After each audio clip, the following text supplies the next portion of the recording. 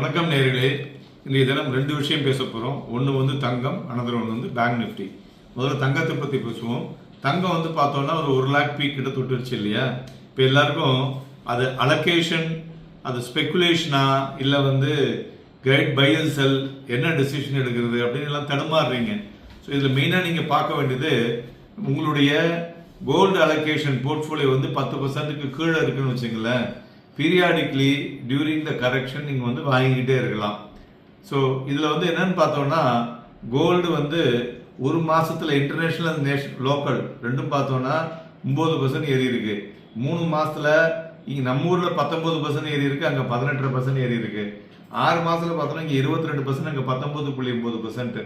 ஒரு வருஷத்தில் நம்ம ஊரில் 32.6, குளோபலாக வந்து பார்த்தீங்கன்னா 40.2. ஸோ அதனால் டிஃப்ரென்ஸ் எப்போதுமே நமக்கும் அதுக்கும் டிஃப்ரென்ஸ் இருக்கிறதுக்கு காரணம் டாலர் டிஃப்ரென்ஸுங்க. ஸோ மேலும் நம்ம வந்து இதில் பாசிட்டிவ் டிரைவர் அப்படிங்கிறது என்னென்னு பார்த்தோன்னா இந்த ரேலியில் வந்து அன்சர்டனிட்டி தான் positive driver, Jio political tension. So இது முடியும் போது அதில் வந்து ஒரு மாதிரியான ஒரு சேஞ்சஸ் வந்து வரக்கூடும் என்று எதிர்பார்க்கலாம். மேலும் இந்த ப்ரைஸ் எக்ஸ்பெக்டேஷன்ஸ் இதெல்லாம் வந்து உள்ளே வந்து என்ன சொல்வது, ஈவென்ட் பேஸ்டு ஆக்டிவிட்டி, ஃபண்டமெண்டலாகவும் எதுவும் கிடையாது, ஈவென்ட் பேஸ்டு ஆக்டிவிட்டி. ஸோ அதற்கு தகுந்த மாதிரி அது ரியாக்ஷன்ஸ் இருக்கும். அப்போ வாங்கி விற்கிறது என்ன சார் அப்படின்னு கேட்டிங்கன்னா, நீங்கள் வந்து ஒரு 15% அல்லது 20%க்கு மேலே கோல்டில் போர்ட்ஃபோலியோ இருந்ததுன்னா ஒரு 5% ப்ராஃபிட் புக் பண்ணிக்கலாம்.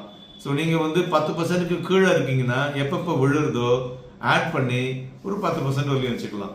அதோட ஒரு பீரியாடிக் பையிங் ஒரு வந்து ஒரு ஒரு 1/2%, ஒரு 3/4% வந்து பீரியாடிக் பையிங் வந்து அதுவும் எடுத்துக்கலாம்.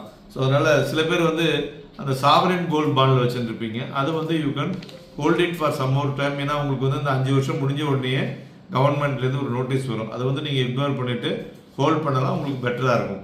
இரண்டாவது பேங்க் நிஃப்டி. நம்ம வந்து நிஃப்டியில் வந்து 40% கன்ஸ்டியூட் பேங்க் நிஃப்டின்னு சொல்லிட்டு இருக்கோம். போன மாதம் அதை பற்றி ரொம்ப தெளிவாகவும் பேசிகிட்டு இருந்தோம். அதை மாதிரி பேங்க் நிஃப்டி தான் கை கொடுத்து நிஃப்டியை நிற்க வச்சதும் நிஃப்டியை மேலே ஏற்றுறதுன்னு சொல்லலாம். ஆனால் போன வாரத்தில் வந்து 2 நாளைக்கு மார்க்கெட்டில் வந்து பேங்க் நிஃப்டி விழுந்தது. இன்றைய தினம் மார்க்கெட்டில் வந்து பேங்க் நிஃப்டி வந்து ஸ்டெடியாக இருக்குது. பேங்க் நிஃப்டியும் ஐடியும் சரியாக இருந்ததுன்னா நிஃப்டி பெட்டராக இருக்கும். ஸோ அதனால் பேங்க் நிஃப்டியை பொறுத்தவரையிலையும் ஸோ இந்த லெவலில் it may go into the consolidation mode அப்படின்னு சொல்லுவோம் இல்லையா, அதுக்கு போகலாம். கன்சாலிடேஷன் மோடில் போனதுக்கப்புறம் நம்ம சொன்னோம்ல 55,000லேருந்து 60,000 அந்த லெவல் வந்து எத்தனை நாள் வரக்கூடாது என்பதையும் நம்ம பார்க்க வேண்டும். மேலும் இந்த வாரமும் மேடே ஹாலிடே, ஷார்ட் அண்ட் வீக்கு, அதுக்கு தகுந்த மாதிரி முதலீடு செய்யுங்கள். நன்றி, வணக்கம்.